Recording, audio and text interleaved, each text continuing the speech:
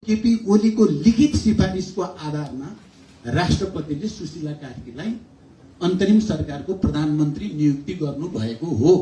प्रधानमन्त्रीले सिफारिस गरेर राष्ट्रपतिलाई प्रधानमन्त्री नियुक्ति गर्ने त उहाँले दिनुभएको थियो त। अनि अहिले यो पनि मान्दिन त्यो पनि मान्दिन भन्नुको तुक हुन्छ र?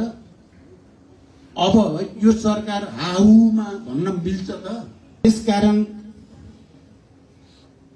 अब सुशीलाजीको समर्थन इत्यादि भन्नुभयो हैन। सुशीलाजीको नाम जेनजीको त्यो डेस्कर्डबाट भोटिङ गरेर धेरैले सुशीलाको पक्षमा, अरू पनि थिए, बालेन आफू तयार नभएपछि सुशीलामा नै चाहिँ युवाहरूको समर्थन भनेर आएपछि हामीले त्यति बेला डक्ट्रिन अफ नेसेसिटीको खुब चर्चा गरियो। त्यहाँ डक्ट्रिन अफ नेसेसिटी भयो। राष्ट्रपतिले धारा 61-62 जे प्रावधान छ त्यो प्रावधानलाई टेकेर आवश्यकताको सिद्धान्तका आधारमा चाहिँ सुशीला कार्कीलाई प्रधानमन्त्री नियुक्ति, त्यो केपी ओली जो चाहिँ सेनाले हेडक्वार्टरमा हालेर हेटौँडा वा कता पुर्याएको भए पनि उहाँ नै काम चलाउ प्रधानमन्त्री हुनुहुन्थ्यो।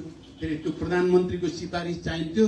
राष्ट्रपतिजीले प्रधानमन्त्रीलाई भेटेर सिफारिस ल्याइसक्नु भएको रहेछ। मलाई हिजो मैले केपीजीको भाषण सुने, उहाँले बडो चाहिँ आक्रामक ढङ्गले प्रस्तुत हुनुभयो।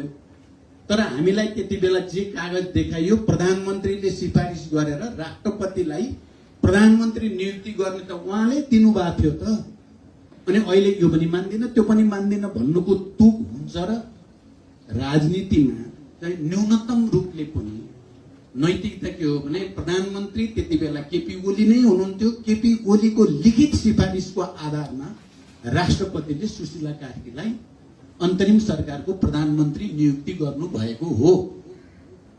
अब यो सरकार हाउमा भन्न मिल्छ त? हामीले बरु मिल्ला अलिअलि, केपीजीले त भन्नै मिल्दैन। उहाँ नै सिफारिसकर्ता हो, उहाँकै सिफारिसमा टेकेर राष्ट्रपतिजीले नियुक्ति गरेको हो। त्यसकारण चाहिँ हामी त्यसको साक्षी भइयो। त्यति बेला हामी साक्षी थियौँ, साक्षी छौँ। हामीलाई बचाउने सेनाले सिंहदरबार किन बचाउन सकेन, सर्वोच्च अदालत किन बचाउन सकेन, राष्ट्रपति भवन किन बचाउन सकेन भनेर हेर्दा बडो अनौठो चित्र अनुभूत हुन्छ, बडो विचित्र लाग्छ। हामीलाई त बचायो, मैले त्यसो भएर धन्यवाद कम्तीमा हामीलाई बचायो, त्यसको लागि त धन्यवाद दिनै पर्यो। तर गहिरिएर विचार